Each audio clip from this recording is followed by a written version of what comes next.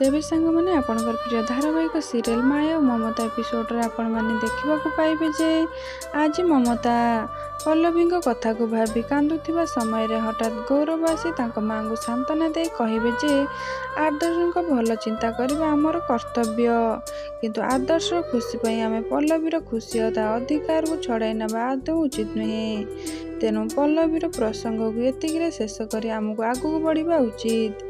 आउ एपटे पल्लवी मन में धीरे धीरे राज प्रति भल पाइबा सृष्टि होउची।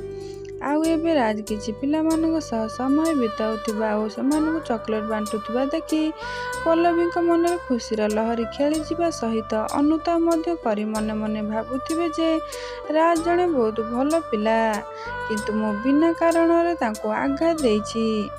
आउ एबे पल्लवी निज भल पाइबाकू बुझिपारी राज को क्षमा मागिबाकू निष्पत्ति नियंती।